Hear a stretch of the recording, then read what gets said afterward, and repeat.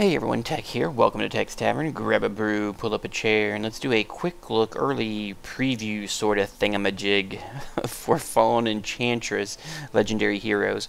And I'm just recording a very quick video here, just letting you guys know I've been kind of diving into Legendary Heroes a bit more, which this is the kind of standalone expansion to Fallen Enchantress. And right here on the screen I'm showing you one of the new kind of classes, so to speak, this Kulan, which is a Beast Lord, and has some pretty neat abilities. Kind of allows you to actually charm beasts, which is kind of neat. And I'm just going to kind of click in here and get in here real quick. But I'm planning, the reason I'm doing this video is just to kind of inform you that I'm planning to do a, looks like a terrible setup, let's do another one. I'm planning to do an LP on this game when it gets closer to its release. The actual release is scheduled to be in about 3 weeks from the date of this recording. And I will probably do an LP. I'll probably start one just a couple days, start recording like a couple days before it comes out, and then, you know, start it like right about the day that it comes out. But I'm kind of wanting to give you some of my early thoughts and opinions on it so far. I'm actually very impressed with it. I mean, I liked Fallen Enchantress already, but I like this even better, and they've done some really good changes. Some of the graphic effects and everything look much nicer. The shadow effects, they've added some undead, like you can see the skeleton army here, which is pretty neat.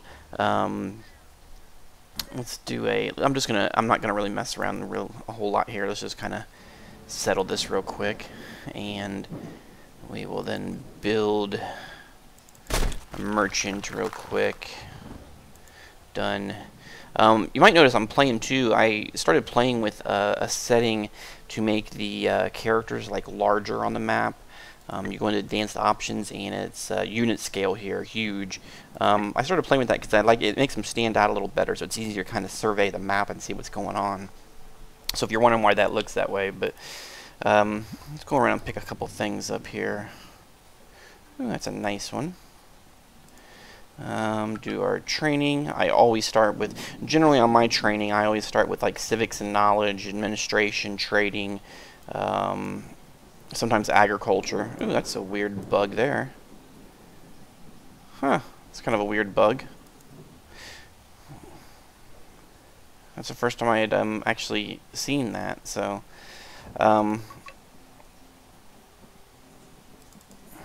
okay, well, we'll just go ahead and leave that. It is a beta, of course. What's this? Okay. And we'll go over this way. But one thing I wanted to show you, they've done a couple things that are different as far as the leveling and all, which is, oh, those are nice. Just kind of clicking through a few things real quick. Get that. And we'll equip that. One thing they've done is, let's see, skeleton army. Yeah, let's go ahead and fight them. That sounds like fun. The combat, they've made the combat be a lot quicker and faster to get into, and they've added some pretty interesting tactics as well that I like. I forget the actual name for it. Actually, I could probably could. No. Game concepts. I don't see it. It's not like jumping out at me all of a sudden.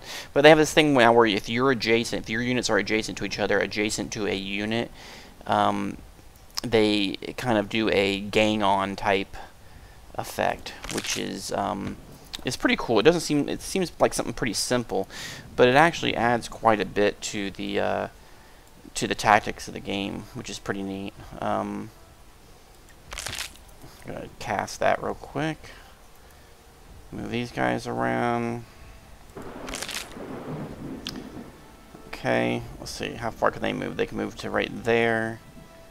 So let's move them back, keeping just out of their range. Ooh, they all resisted that. That's interesting. Okay, so these guys can reach, so we'll go ahead and do that. And then I'll try to show you here what I was talking about if I can get the right units together. Ooh, them guys hit hard.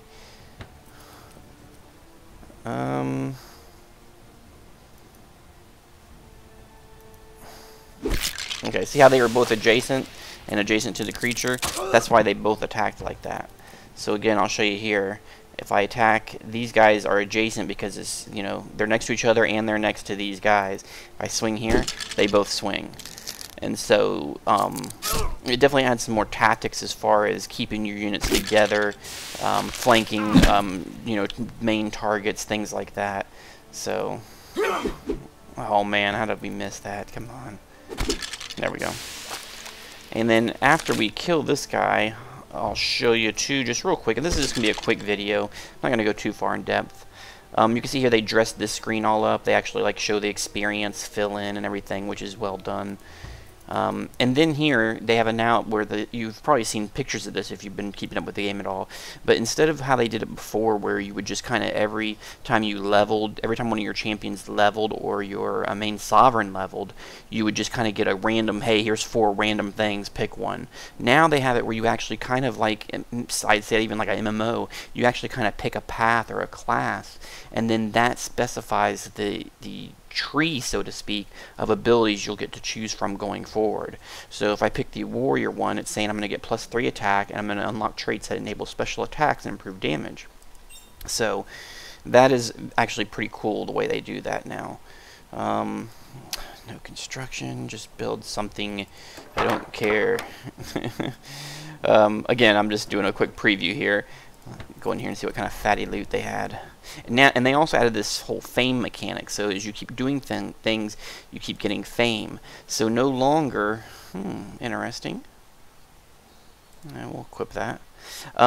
No longer do you just have the other champions like standing around on the map looking like a pusher waiting for you to come over and hire them. Now the way it works is you earn fame, and as you can see up here I have 1 fame, and it's actually saying that fame per turn 0, so I don't have anything that's generating fame right now. And if you look at the bottom there, it says next champion at 3 fame. So when I get to 3 fame, a screen will pop up and give me a choice of 2 different champions, and I can hire one of them.